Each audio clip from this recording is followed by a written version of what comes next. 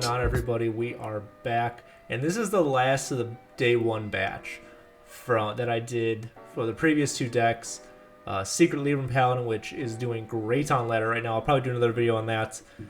And Guardian Animals Clown Druid. This is Barrens Shaman, if you can't tell from the title and the thumbnail. This deck has been successful day one and is pretty successful now because of meta trends. So right now there's not a lot of board-based aggro decks because Watchtower, specifically the 3-drop, make it really hard to develop minions. Flame Imp just dies to the 2/2 token spawned by that 3-drop Watch Post. And because of that, aggro decks that can do damage from hand, burst damage, and develop minions that way, like Token Druid or like Barrens Shaman, do really well. And also because Mage is so popular right now. Any deck that can just send as much damage as it wants to face is going to do well. And Barrens Shaman loves to do that. We will talk about the deck in a second, but before we do, guys, leave a like and subscribe. This is the last batch of day one decks, and we will be doing a Getting Competitive in Hearthstone on Tuesday, so subscribe to keep up with that. Without further ado, guys, here's the deck. Take it easy. So the deck really hasn't changed too much from Dark Moon Fair. We did get a few new tools to use in the core set and Forged in the Barrens, but the main idea of this deck, if you haven't seen it, is to use cards like Cage Match Custodian to draw into your Doomhammer. Now, Doomhammer is a 5-mana weapon with Overload 2 and Wind Fury, which means you can attack twice for a total of 4 damage, which admittedly isn't that great, but when you pair it with a card like Rockbiter Weapon or Storm Strike, that Wind Fury ends up dealing 10 damage, and you can even get these spells back, or any spell that you really want to, with a well-timed Diligent Note-Taker. Aside from that, we have Mana Cheat in Lightning Bloom to bloom up to that 5-turn, or just use your mana for burn. We can also use Instructor Fireheart to kind of dig for lethal outs. And because we're playing some 5-drops in Raz, Frost Whisper, and Inara Storm Strike, we can corrupt Dunk Tank to deal 4 damage to the enemy hero and 2 damage to their board. And if we played a spell in the turn before, we can use Torrent as big removal. To power up Raz, we do run Novice Zapper or Zappy Boy and Primordial Studies to discover a spell damage minion and a really well-timed Imprisoned Phoenix, which you can see on screen here in a second after the good YouTuber brings it up, to get spell damage +2 and then set up a really good lethal with that. We also got the new legendary in Brukan, and while we don't have a ton of nature spells that deal damage, we have Serpentine Portal, which will deal 6, and Lightning Bolt, which will deal 6, because Brukan says that nature spells have +3 spell damage. It's awesome. And if we ever fall behind on board, we can get back with Landslide, and especially if we're overloaded, we'll deal 2 to all minions. If we have Zappy Boy on the board, we'll deal 4 to all enemy minions. So it's a really good deck. We just need to be able to use our lethality appropriately, and hopefully the game that you're about to see will show that to you. Guys, thank you so much, and I will see you all later. Alright, so this game is against a Priest, and I think Priest is in a bit of a weird spot right now, just because there's no minions to control the board with. It's all Spell Mage and Libram Paladin. But we're going to send this whole hand back. We are really looking for Cage Match Custodian, so we can draw into that Doomhammer. We get back a Diligent Note-Taker and a Storm Strike, which Storm Strike is pretty good if there's minions on the board, but again, a lot of decks are not playing minions right now. We draw into a Rockbiter Weapon again, not that great, so we got to pass turn 1. Landslide seems good, but we really just need a way to deal the damage to them. So we're just going to Totem up. And there's that bug where Spell Damage Totem is still in the pool, even though it shouldn't be. Which is weird, because I'm using the Thrall skin, and I don't think that it should have the Spell Damage Totem in it. I don't know how this bug works, but it's weird.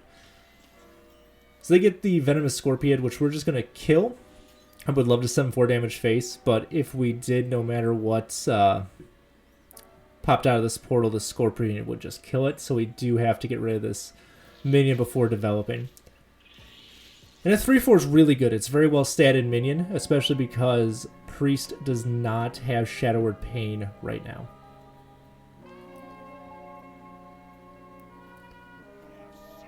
there's a Void Flare, which is a pretty good card. It did what it came to do. That was deal with my board. We can Landslide here. We can Rockbiter Weapon. We can Storm Strike. There's a few things we can do to get rid of this minion. But trading in Terran Gorfine is not one of them, unfortunately. It would have been great if the spell damage totem survived. Unfortunately, it obviously did not. So we're going to hit it once with the portal. Get a 3/3, which is fine. You can make an argument for going face here. You can't heal their minion out of range, so I think that's why we're doing it. He has to make a trade somewhere, and that's up to him or them, I guess, not to me.